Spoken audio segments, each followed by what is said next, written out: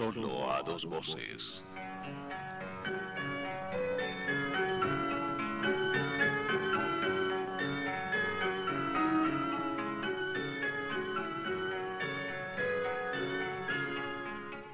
Un programa sobre música y poesía, escrito y realizado por Eduardo López Caramillo, para la emisora cultural Remigio Antonio Cañarte de Pereira.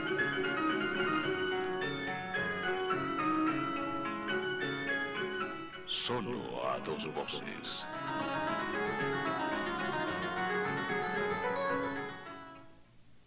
La vida y la obra de Octavio Paz.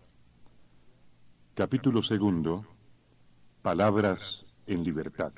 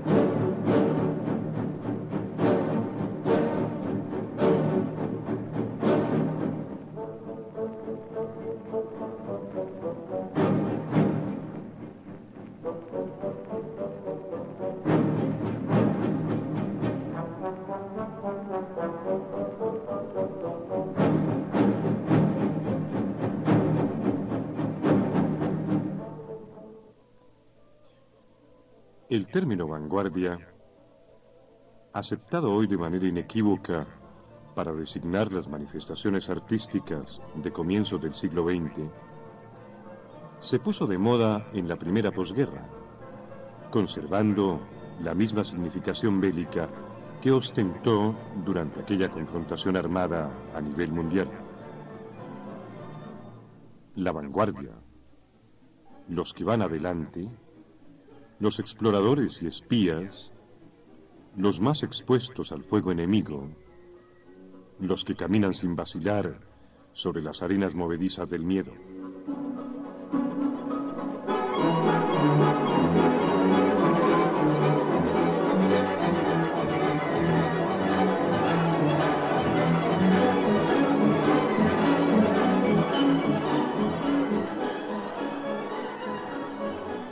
Sin embargo, las ideas y creaciones que luego aprenderíamos a calificar como vanguardistas eran bastante anteriores al conflicto y se habían manifestado ya en varias grandes urbes occidentales.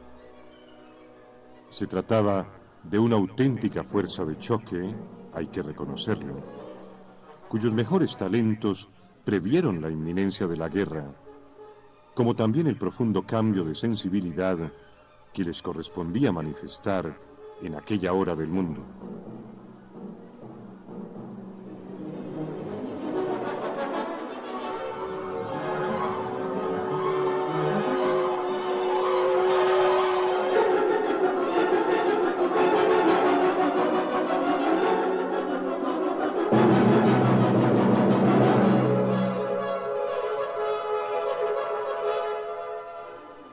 La Primera Guerra Mundial no había sido solamente el combate de las aristocracias, sino su ruina.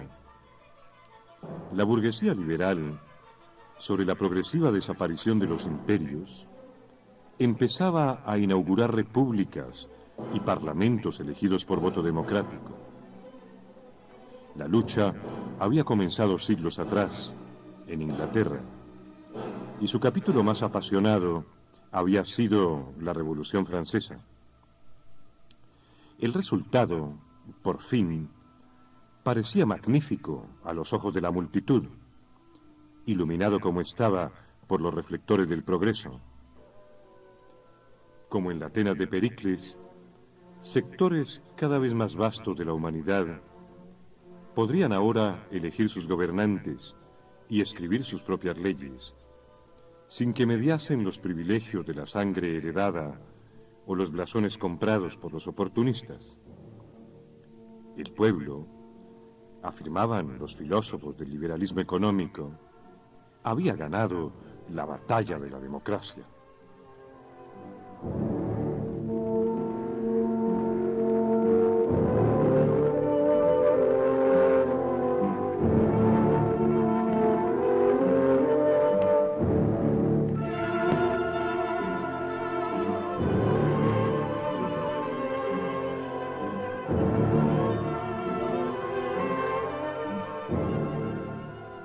Pero la burguesía liberal no era el pueblo, sino la nueva clase dirigente compuesta por potentados y políticos.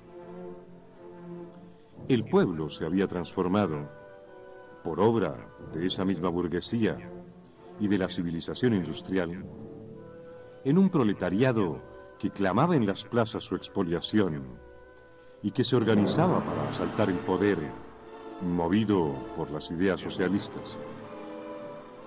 Cuando apenas se firmaba el armisticio, ya era evidente que haría falta una segunda guerra para dirimir aquel eterno conflicto.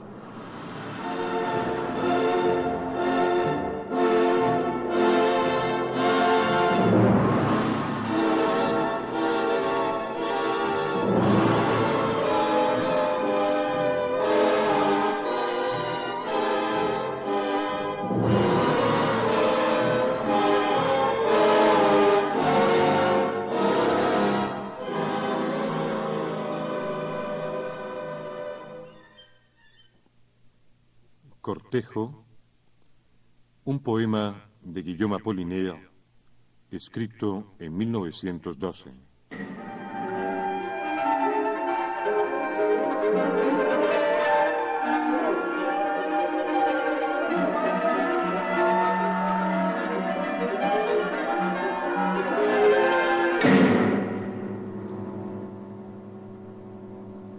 Pájaro tranquilo de vuelo inverso, pájaro que haces nido en el aire, en el límite en que brilla nuestro suelo, baja tu segundo párpado. La tierra te deslumbra cuando levantas la cabeza. También yo de cerca soy sombrío y monótono. Una bruma que acaba de oscurecer linternas. Una mano que de súbito nos cubre los ojos. Una bóveda entre vosotras y todas las luces. Y me alejaré iluminándome en medio de sombras y entre líneas de ojos de bien amadas estrellas. Pájaro tranquilo de vuelo inverso, pájaro que haces nido en el aire. En el límite en que brilla mi memoria, baja tu segundo párpado, no a causa del sol ni de la tierra, sino por el oblongo fuego cuya intensidad aumenta hasta convertirse algún día en la única luz.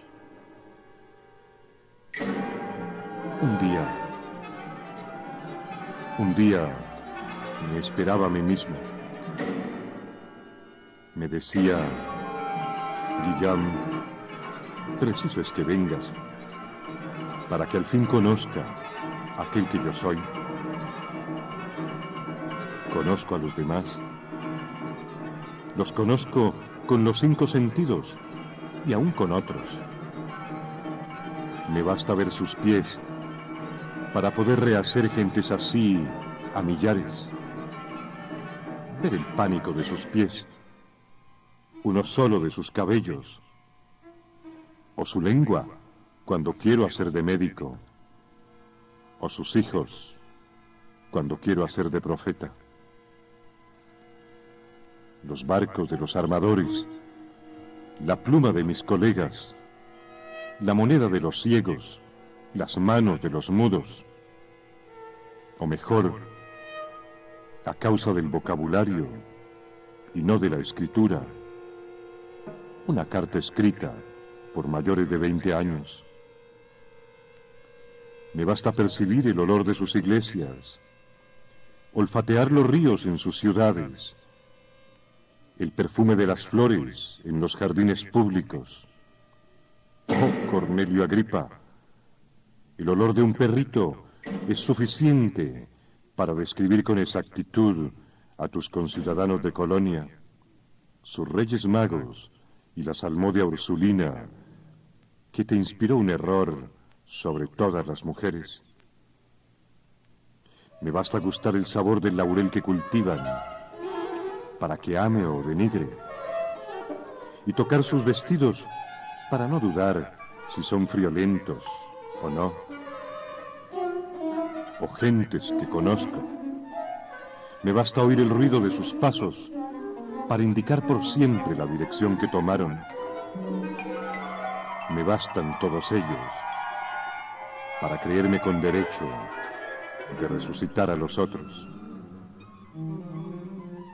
Un día me esperé a mí mismo. Me dije, Guillaume, es hora que llegues. Y con lírico paso avanzaron los que amo, entre los cuales yo no estaba. Gigantes cubiertos de algas circulaban en sus ciudades submarinas, donde solo las torres eran islas. Y este mar con sus profundas claridades me hacía correr la sangre de las venas y latir el corazón. 1000 pueblos blancos pasaron después sobre la tierra, portando cada hombre una rosa en la mano, y el lenguaje que inventaron por el camino lo aprendí de sus bocas y todavía lo hablo. El cortejo pasaba y yo buscaba mi cuerpo. Todos los que llegaban, y no eran yo mismo, trajeron uno a uno mis fragmentos. Me construyeron despacio, como haciendo una torre. Los pueblos se juntaron y aparecí yo mismo, formado por todos los cuerpos y las cosas humanas. Tiempos pasados, difuntos dioses que me formaste, vivo solo pasando, así como vosotros pasaste, y apartando mis ojos del vacío futuro, en mí mismo miro crecer todo el pasado. Nada ha muerto, salvo lo que aún no existe. Al lado del brillante pasado, mañana es incoloro, informe junto a lo que es perfecto, ofrece reunido el esfuerzo y su efecto.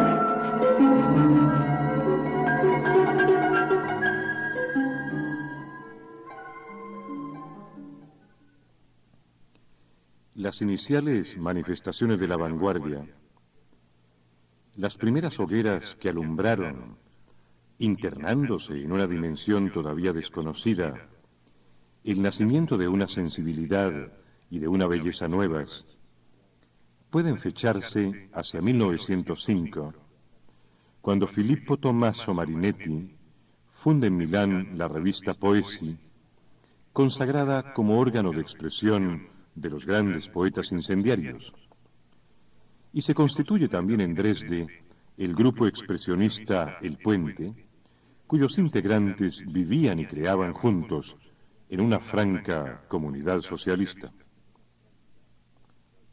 Futurismo italiano, expresionismo alemán, cubismo en Francia 2 años más tarde, cuando Picasso pinta sus Demoiselles d'Avignon. Muy pronto, los fuegos de los nuevos exploradores van a encenderse en toda Europa, desde Moscú hasta Barcelona, e inclusive allende el océano, en Nueva York. A Marinetti, nacido en Alejandría de Egipto, como Cavafis, el poeta griego, le correspondería ser el portaantorcha del nuevo espíritu creador, que daría origen al arte más representativo de este siglo. Hombre acaudalado, que acababa de publicar sus primeros libros en París, Marinetti puso su talento de publicista, que era enorme, al servicio de unas ideas que hoy pueden parecernos ingenuas, pero que en su momento encontraron honda resonancia y revelaron muchas nuevas significaciones. Temperamento apasionado y mediterráneo, el joven poeta italiano confesaba su fascinación por la nueva época que parpadeaba sobre la tierra, este siglo de las grandes multitudes polifónicas, y escribía en sus manifiestos que el esplendor del mundo se ha enriquecido con una belleza nueva, la belleza de la velocidad. Todo se había transformado gracias a esta reciente maravilla, y la misión del artista consistía ahora en abominar del pasado y en empezar a cantar las odas del aeroplano y del paquebote, así como Whitman celebrara las hermosas locomotoras de Manhattan. Demoler bibliotecas y museos, predicaban los futuristas. La nueva poesía, decían, debía ser una serie ininterrumpida de imágenes nuevas.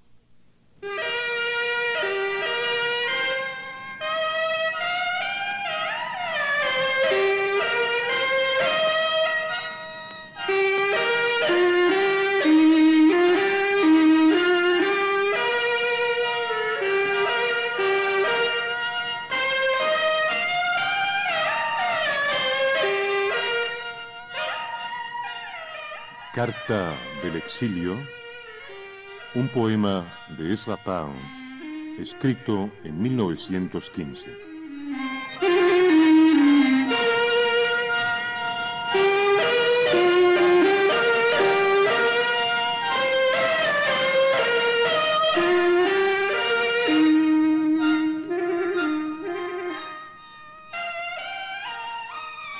Para Soquín de Racullo, viejo amigo, canciller de Gem. Recuerdo que me construiste una taberna especial hacia el lado sur del puente, en Tenchin, con amarillo oro y blancas joyas. Pagábamos canciones y risas, y vivíamos borrachos, un mes tras otro, olvidando reyes y príncipes. Vagabundos inteligentes venían desde el mar, llegaban de la frontera oriental, y con ellos, y especialmente contigo, nunca hubo rencillas. Les olvidaron sus senderos de mar y de montaña, y tan solo quisieron ser uno de nosotros. Y juntos transparentamos corazones y mentes sin lamentar.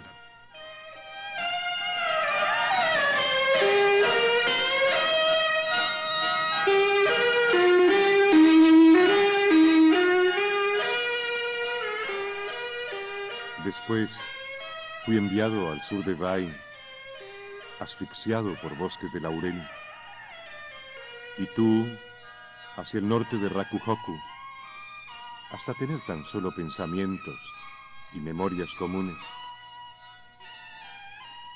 Más tarde, Cuando la separación llegó a su vórtice, nos reunimos y viajamos hacia Sengó, por entre las 36 veces de las hondosas y girantes aguas, por el valle de las 1000 flores brillantes, que fue el primer valle, y entre los 10.000 valles rumorosos de voces y vientos de pino.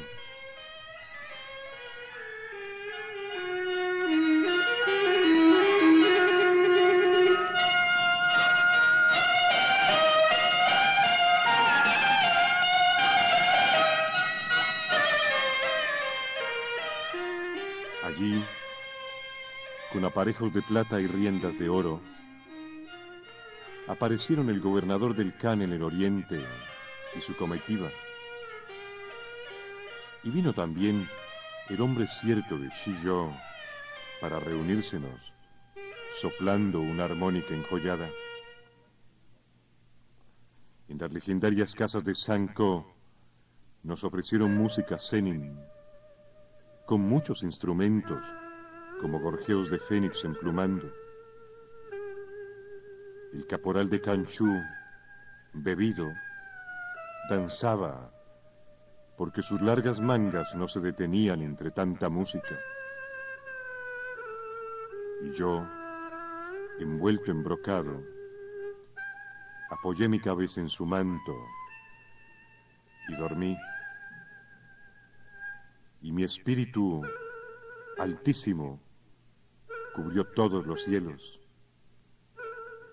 Y antes del crepúsculo nos vimos dispersados como estrellas o lluvia.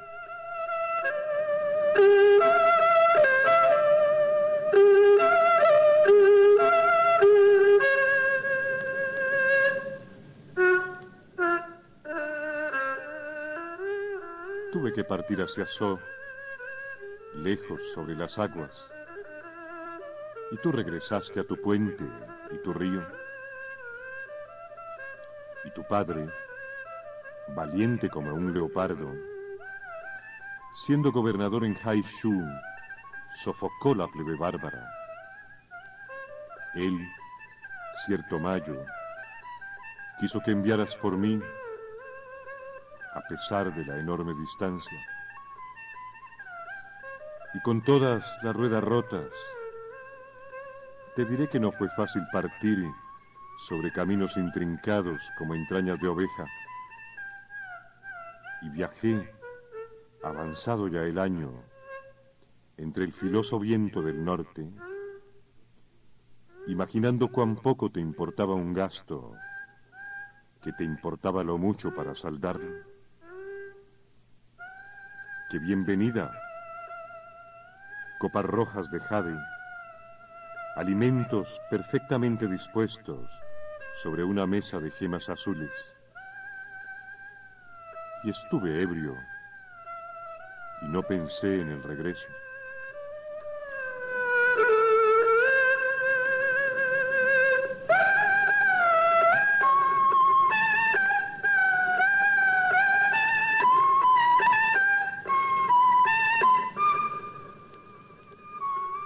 Y quisiste ir conmigo por el ala occidental del palacio, hacia el templo dinástico, agobiado entre aguas tan claras como el silicato azul, con botes flotantes y el resonar de armónicas y tambores, con ondas como escamas de dragón que rizaban el agua de un mismo verde césped. Duradero placer, con cortesanas yendo y viniendo sin obstáculo, con los copos del sauce cayendo como nieve, y esas muchachas bermejas emborrachándose de crepúsculo,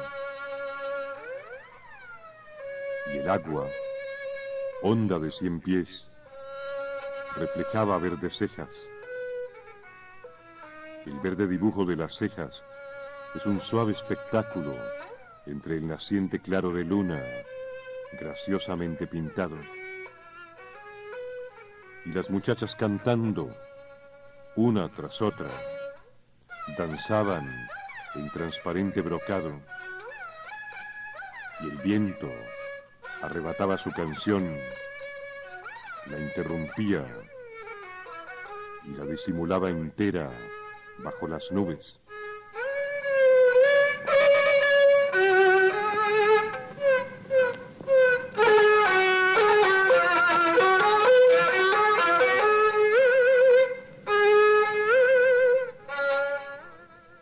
Todo llegó a un fin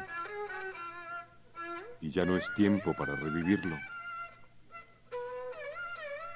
Viajé a la corte para ser examinado. Ensayé la suerte del ayo. Ofrecí la canción chollo, pero no obtuve ascenso. Y regresé a las blancas cabezas de las montañas orientales. Y aún otra vez, más tarde, nos encontramos en la guarnición del sur. Mas hubo una rebelión y te fuiste al norte, al Palacio San. No preguntes cuánto lamenté ese adiós. Es como las flores cayendo al fin de la primavera, confundidas, girando en remolinos. Esos son las palabras, y las palabras no acaban. No hay fin para las cosas en el corazón. Llamo a este niño, le hago sentarse en sus rodillas para sellar esta carta y lo envío 1000 millas pensando.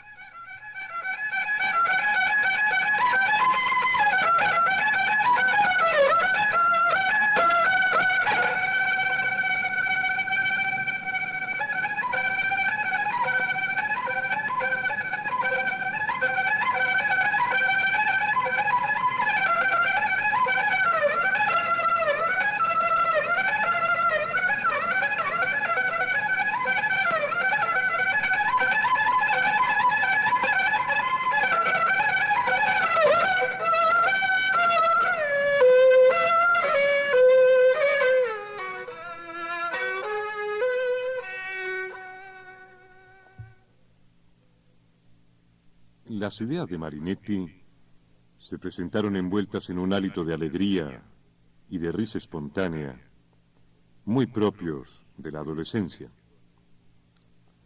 Un automóvil de carreras, para él, era más bello que la victoria de Samotracia. Nacía el mito de la modernidad en medio del fulgor de grandes lunas eléctricas, insomnios febriles, pasos gimnásticos y saltos peligrosos. El pasado, pero también toda la prestigiosa tradición de las artes, habían dejado de existir. El tiempo y el espacio han muerto ayer, decía Marinetti. Vivimos ya en lo absoluto, puesto que hemos creado la eterna velocidad omnipresente. El tema de los nuevos pintores sería el movimiento. El de los nuevos poetas, dejar las palabras en libertad. Era preciso, dice en su manifiesto técnico de la literatura futurista, fechado en Milán el 11 de marzo de 1912, destruir la sintaxis y agrupar los sustantivos al azar de su nacimiento, suprimir los adjetivos que suponen pausa y meditación, porque son incompatibles con la dinámica de las nuevas visiones, usar los verbos en infinitivo para que puedan dar su sentido de continuidad a la vida, y abolir las comparaciones, puesto que la velocidad aérea, al haber multiplicado nuestro conocimiento del mundo, ha hecho que la percepción por analogía sea natural al hombre. No sin razón, muchos creadores de la vanguardia en varios idiomas, quisieron considerarse a sí mismos los primeros aviadores de la poesía.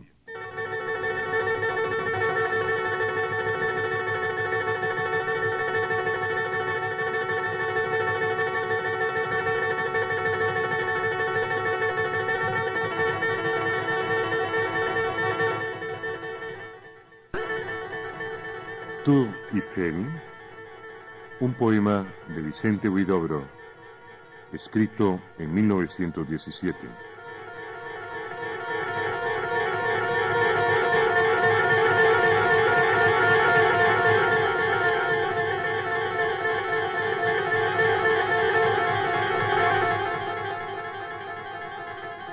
Tour Eiffel, guitarra del cielo.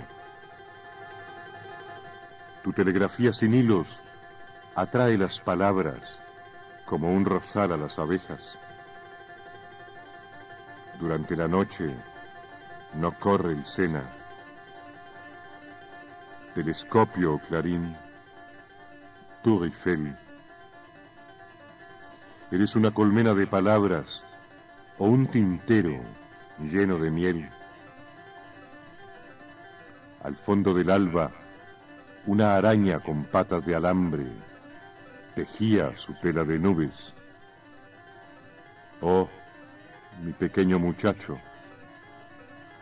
para subir a la Tour Eiffel se sube sobre una canción. Do, re, mi, fa, sol, la, si, do. Y ya estamos arriba. Un pájaro canta en las antenas telegráficas. Es el viento de Europa, el viento eléctrico. Allá lejos se vuelan los sombreros. Tienen alas, pero no cantan. Jacqueline, hija de Francia, ¿qué ves allá arriba? Duerme el Sena bajo la sombra de sus puentes. Yo veo girar la tierra y lanzo toques de clarín hacia todos los mares. Por el camino de tu perfume, todas las abejas y todas las palabras se alejan. Desde los 4 horizontes, ¿quién no ha escuchado esta canción? Soy la reina del alba de los polos. Soy la rosa de los vientos que se marchita en los otoños. Y cubierta de nieve, muero de la muerte de esta rosa. En mi cabeza un pájaro canta todo el año. Así es como la torre me ha hablado un día. Tour Eiffel, pajarera del mundo, canta, canta, campanario de París. El gigante colgado en medio del vacío es el afiche de Francia. El día de la victoria se la contarás a las estrellas.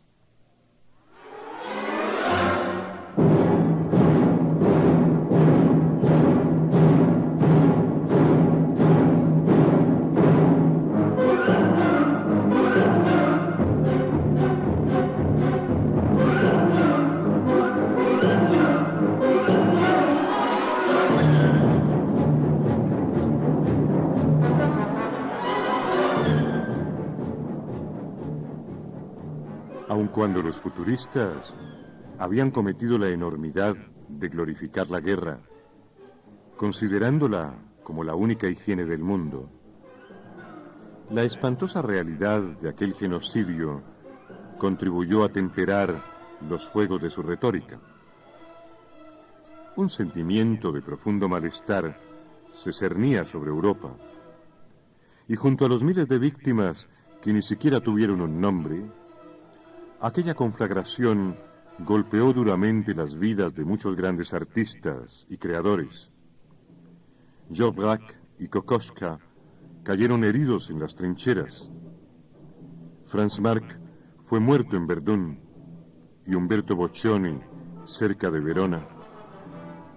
Guillaume Apollinaire, el gran animador de la vanguardia en Francia, moriría el 9 de noviembre de 1918 a consecuencia de las heridas que le causara en el cráneo la esquirla de un obús, precisamente cuando el pueblo de París celebraba en las calles el fin de las hostilidades.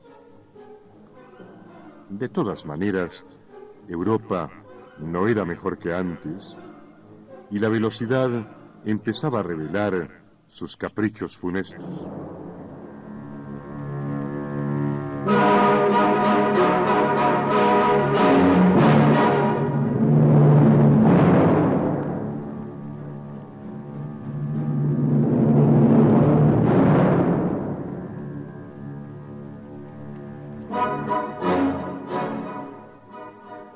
Los expresionistas, diseminados por los países germánicos, mostraron otras dimensiones del arte, y en sus obras fue apareciendo, angustiosa y grotesca, la verdadera imagen del mundo moderno.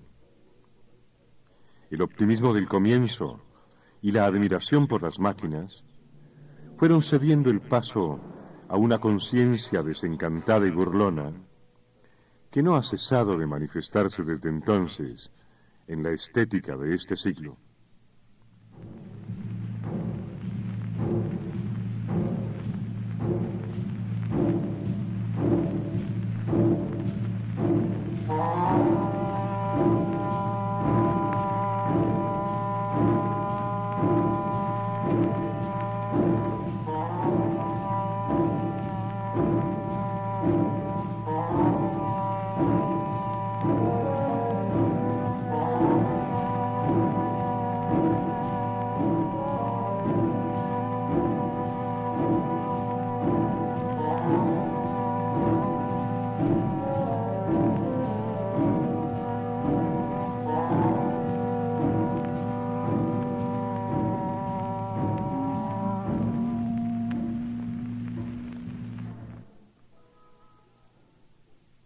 Si muriera allá lejos, en el frente de guerra, llorarías un día, oh Lu, mi gran amor. Y entonces mi recuerdo se apagaría, cual muere la explosión de un obús en el frente de guerra. Bello obús, semejante a mimosas en flor. Más tarde, ese recuerdo que estalló en el espacio cubrirá con mi sangre el mundo entero, el mar, los montes, los valles y la estrella que pasa. Maravillosos soles que en el espacio maduran, como los frutos de oro en torno a Baratier. Olvidado recuerdo, vivo en todas las cosas. Enrojeceré el botón de tus lindos senos rosa. Enrojeceré tu boca y tus cabellos sangrientos. Tú no envejecerás. Todas estas bellas cosas seguirán siendo jóvenes por sus destinos galantes. El fatal borboteo de mi sangre en el mundo dará al sol más viva claridad, más color a las flores, más velocidad a las ondas. Un amor inaudito descenderá sobre el mundo. Amante, seré más fuerte en tu cuerpo entreabierto. Lu, si muero lejos, recuerda que uno olvida. Acuérdate de pronto, en instantes de locura, de juventud, de amor y de galante ardor. Mi sangre es la ardorosa fuente del contento, y sé la más feliz, siendo la más hermosa. Oh, mi único amor y mi grande locura.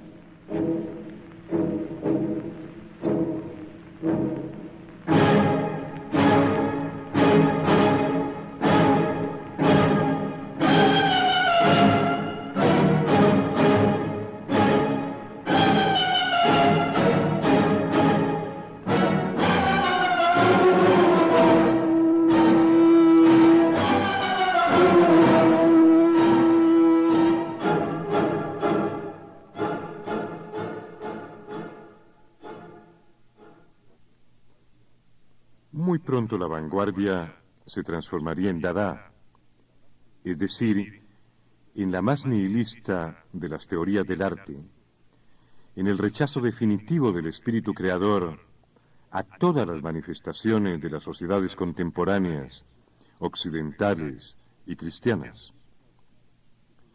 Los artistas se colocarían definitivamente al margen de las creencias establecidas y de los ideales del mundo burgués, buscando la otra orilla, el aire puro de una vida en la cual la libertad, el amor y la poesía se conviertan en realidades y pierdan toda condición de espejismos. Entre los grandes poetas de la vanguardia hay dos nombres que rebasan las contradicciones de aquel principio de siglo, pues con ellos comienza la historia de la poesía contemporánea. Guillaume Apollinaire en París y Ezra Pound en Londres. Sobre Pound, en El arco y la lira, escribe Octavio Paz lo siguiente: Pound, il miglior fabbro, es el maestro de Eliot, y a él se debe el simultaneísmo de la tierra baldía, procedimiento del que se usa y abusa en los cantos. Ante la crisis moderna, ambos poetas vuelven los ojos hacia el pasado y actualizan la historia. Todas las épocas son esta época. Pero Eliot desea efectivamente regresar y reinstalar a Cristo. Pound se sirve del pasado como de otra forma del futuro. Perdido en el centro de su mundo, se lanza a todas las aventuras. En verdad, Pound nunca ha dejado de ser norteamericano, y es el legítimo descendiente de Whitman, es decir, es un hijo de la utopía.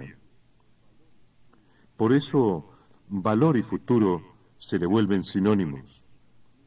Es valioso lo que contiene una garantía de futuro. Vale todo aquello que acaba de nacer y aún brilla con la luz húmeda de lo que está más allá del presente. El Check-in y los poemas de Arnaud Daniel, justamente por ser tan antiguos, también son nuevos. Acaban de ser desenterrados, son lo desconocido. Para Pound, la historia es marcha, no círculo. Si se embarca con Odiseo, no es para regresar a Ítaca, sino por sed de espacio histórico, para ir hacia allá, siempre más allá, hacia el futuro.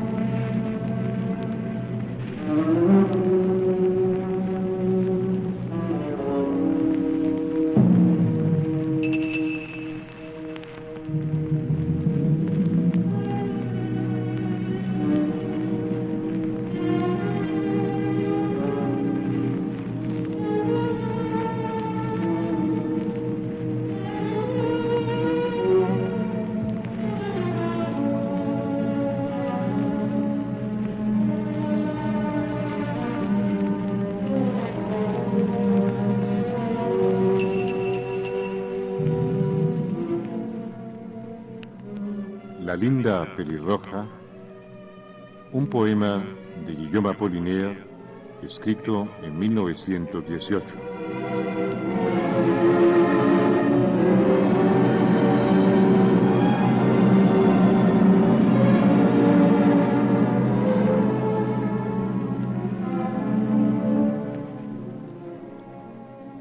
A todos me presento como hombre lleno de sentido, que conoce de la vida y de la muerte tanto como un ser vivo puede conocer, que ha sentido los dolores y las alegrías del amor y que sabe, en ocasiones, imponer sus ideas, conocedor de varias lenguas y que ha viajado no poco, que ha visto la guerra en la artillería y la infantería, herido en la cabeza, trepanado bajo el cloroformo, y que perdió sus mejores amigos en la espantosa lucha. Yo sé de lo antiguo y de lo nuevo todo lo que un solo hombre podría saber de los dos.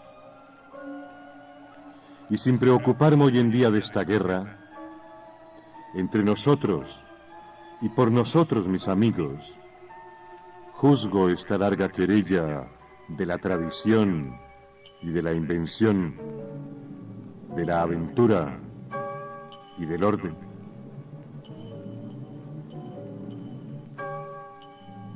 Vosotros, cuya boca fue hecha a imagen de Dios, boca que es el orden mismo, sed indulgentes cuando nos comparéis con quienes fueron la perfección del orden, a nosotros, que siempre buscamos la aventura. No somos vuestros enemigos. Queremos daros vastos y extraños dominios, donde el misterio en flor se ofrece a quien quiere cogerlo. Hay allí nuevos fuegos, colores nunca vistos, mil imponderables fantasmas que es preciso hacer reales. Queremos explorar la bondad, país enorme donde todo se calla, donde hay tiempo que podemos disipar o hacer que vuelva. Piedad para quienes combatimos siempre en las fronteras de lo ilimitado y del porvenir. Piedad para nuestros errores. Piedad por nuestros pecados. He aquí que llegue el verano, la estación violenta, y mi juventud se muere como la primavera. Oh sol, es tiempo de la razón ardiente, y espero, para seguirla siempre, la noble y dulce forma que asume cuando quiere que solamente la ame. Llega y me atrae como el hierro al imán. Tiene el aspecto encantador de una adorable pelirroja. Sus cabellos son de oro. Se diría una hermosa y duradera centella, o esas llamas que se pavonean en las murientes rosas de té. Pero reíd, reíd de mí, hombres de todas partes, en especial gentes de aquí, porque hay tantas cosas que no me atrevo a decir, tantas cosas que no me dejarías deciros. Tened piedad de mí.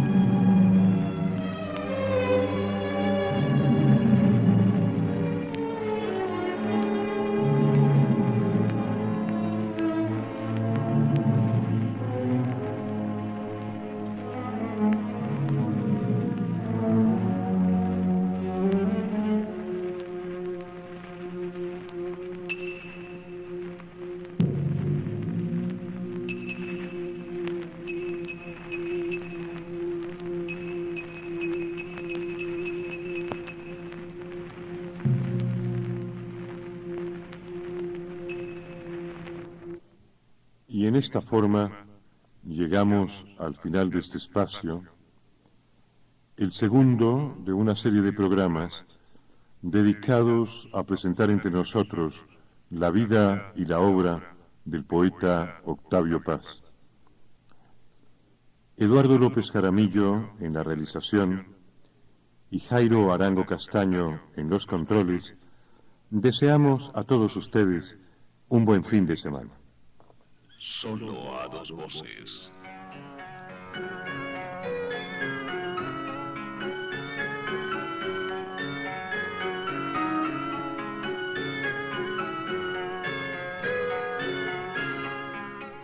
Un programa sobre música y poesía, escrito y realizado por Eduardo López Jaramillo, para la emisora cultural Remigio Antonio Cañarte de Pereira.